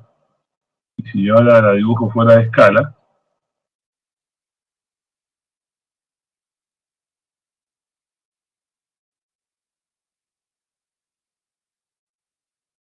¿no? Así como está arriba, ahí tengo que poner las armaduras.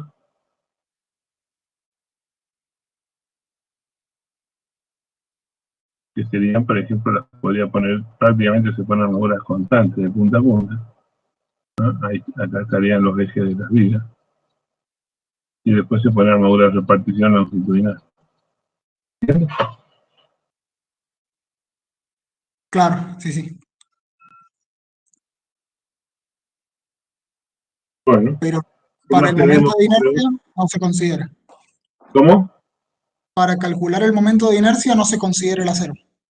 No. Perfecto.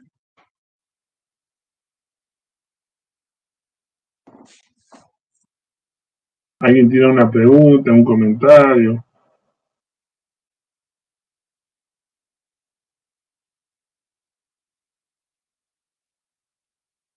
¿Alguna duda?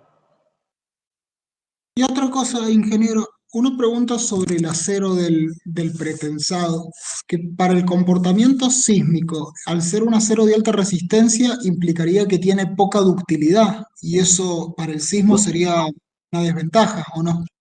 Sí, por eso no se usan esos aceros para hacer construcciones sismoresistentes en rotura plástica, eso es para hacer pretensado. Claro, Las técnicas que usan pretensado para construcciones sísmicas, se usa el pretensado. Voy a poner, bueno, ¿puedo guardar y borrar eso? si ¿Se pone puede nuevo, borrar? sí, Si pone nuevo se va a borrar, digo. Pero si alguien lo quiere, no sé si alguien lo quiere mirar o no, bueno, borro nomás. 1, 2, 3, borro nomás. Bórrelo si quiere. Yo ya saqué captura, en todo caso se la comparto a Bueno. los chicos. Si yo quisiera hacer un pórtico pretensado,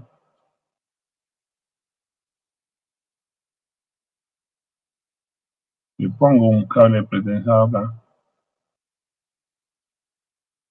pero después se le colocan barras de acero común acá, ancladas y con ciertas características de forma tal que la ductilidad se desarrolla por la influencia de estas barras de acero común y no la del pretensado. ¿Entiendes? Ah, claro, sí. El pretensado tiene alta resistencia, joven. Voy a ver si me voy acá, mire cuál es el tema. Mira, como tiene alta resistencia el pretensado, a ver si dónde puede hacer fíjense, ¿qué pasa? Mire el 420, esta es la formación de influencia, mire acá, ¿no? ¿Sabes? Entonces, ¿qué pasa? Sí. El acero, el pretensado, puede alcanzar la misma deformación que influencia el acero común, pero en elástico, sin romperse. Entonces, ¿qué pasa? Lo que hace el acero pretensado es que mientras fluye la barra de acero común, el acero pretensado se elonga y después vuelve, pero no fluye, ¿entiendes? Porque todavía tiene mucha más resistencia, entonces por lo tanto para que llegue al final le falta mucho, entonces las deformaciones que se pueden producir las toma el acero elásticamente. Claro. ¿Te das cuenta? Sí, sí, se ve muy claro.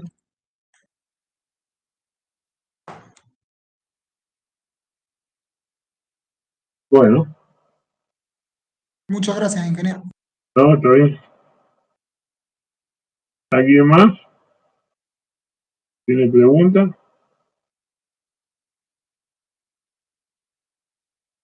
Igual, la clase que viene vamos a repasar un poquito el tema de las secciones, pero si ustedes intentan hacer eso, sería bueno. Porque ya lo van a tener solucionado, se lo da claro y ya pueden hacer prácticos rápidamente sin problema.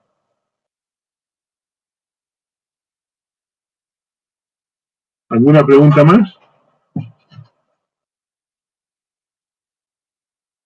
You are now unmuted. ¿No? You are now muted. Bueno, Por mi parte tampoco. Muchas gracias.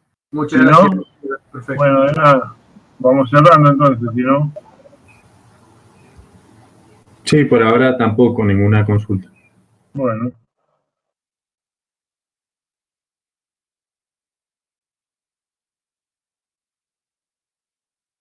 Bueno, ¿algo más? ¿Alguien más? Bueno. Listo entonces. Si ya veo que no hay más preguntas, dejamos acá.